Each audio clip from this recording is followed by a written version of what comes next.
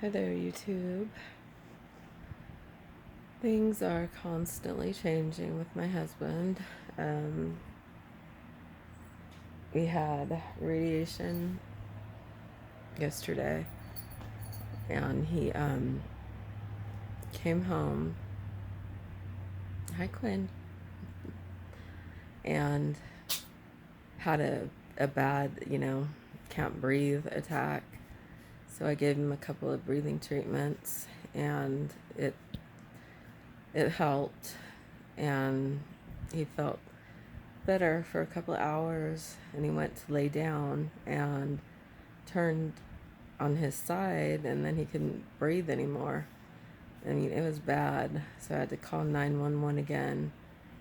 So he's been in the hospital in our local town since last night. He's been on a BiPAP machine since last night. It's actually kind of funny.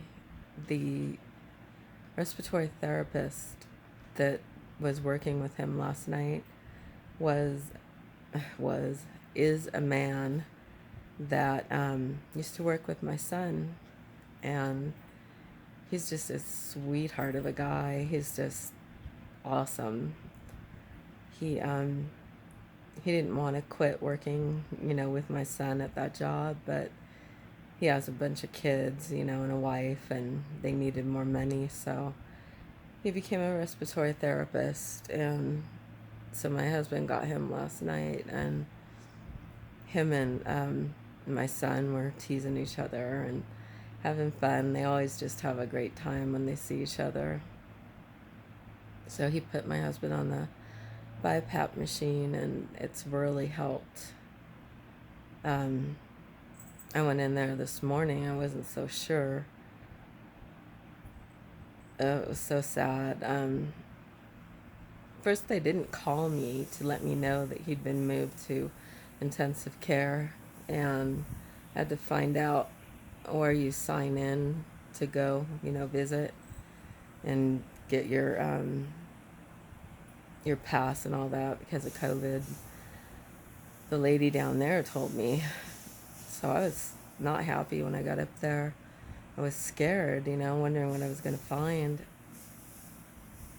And we got in his room, and he was on the machine, and he just seemed kind of out of it.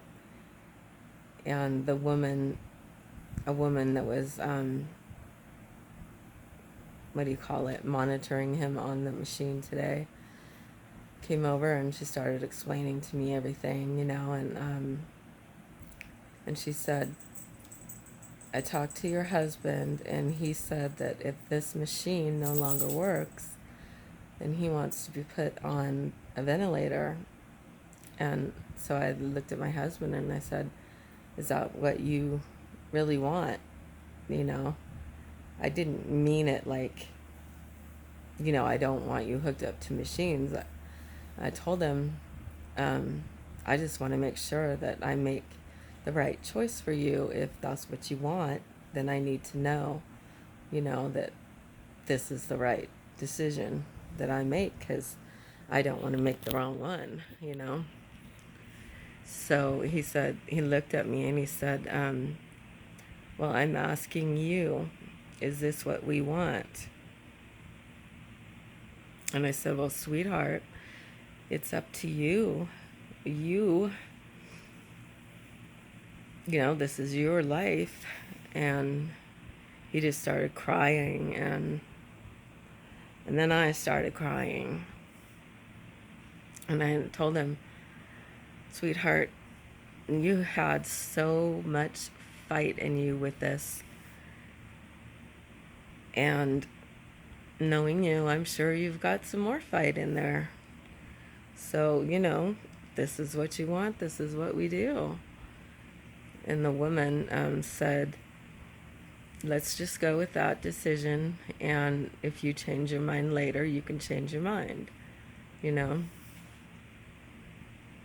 And I told him, yeah, yesterday, either on the way there or on the way back from radiation, I told him, you are strong. You have just an iron will, and I'm very grateful for that. And I swear every time I think, that this is coming to an end, he just absolutely amazes me. I don't know, it's hard to see him suffer, but he's just amazingly strong. I can't get over it. So if you've watched any of my previous videos, then we're having a problem finding somebody to put a stent into his bronchial area or laryngeal area to help him breathe, because the one large tumor is right in the center of his chest where the tubes, break off, and they're squeezing the tubes together. So apparently tonight is kind of a long story, but we've had problem after problem after problem. Nobody wants to do it. Nobody returns phone calls. Nobody responds to anything. People are just turning away, like who cares, So every time we see a new doctor or somebody, they always ring up the stent. And we try to tell him, we'll try to tell, these doctors what we're running into when we're dealing with this.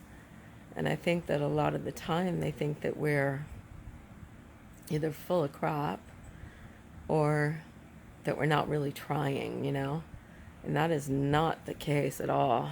And so finally he's had this same ER doctor the past 2 times that he's been hospitalized, and this guy brought that up to me again today. And I told him, everything that we've gone through trying to get that done for my husband. And they told me, yeah, it's unfortunately like this everywhere in our country because COVID changed everything, and there's severe staffing shortages and just on and on and on. And, they were telling me that families are facing this everywhere. And so he decided that he was going to call the cancer doctor and the radiation doctor. And he pretty much got the same BS, So he told me, I think he got a little bit determined that he was going to fix this problem. So he called around all over the big cities that surround us. And apparently he finally found someone that will do it. My husband said the stent is either, he said they found a stent coming from California. So I don't know if he means the stent itself or the doctor is coming from California. So, and I guess it will probably be done in one of these big cities that are near us. I tried to ask my husband more questions, but he doesn't, really have all the answers. He just said that was all he knew, and so I'll probably find out more tomorrow when we go back, because the visiting hours close at 6, and it's 8 o'clock now, so I'm scared to be hopeful, at this point. I don't know, he's been through so much, and he just keeps fighting and fighting. And that's all he's needed all along, was a damn chance, So they get this done. He hasn't made his radiation appointment today, and he probably won't make it tomorrow either. And So we'll probably resume it hopefully next week. And the doctors are supposed to meet Thursday to discuss his case. So I've got to call that cancer center and make sure that they're still going to do that, because I don't want them to put that off. Because then God knows how long it would take them again. So I just wanted to come on and update. I don't know when I'll do a, makeup video, you know. Today I barely put on mascara and I just quit. I was just not feeling it. I knew it wasn't going to be a good day. But I do have house cleaning to do. My house looks like a messed up hospital ward right now. There's, medical stuff everywhere, from ambulance visits and just the cats tearing up the house because we're not here anymore, and they're knocking stuff off the tables and the counters, and so I got to get some energy and do that sometime soon. So anyway, thank you for watching, and I will see you again.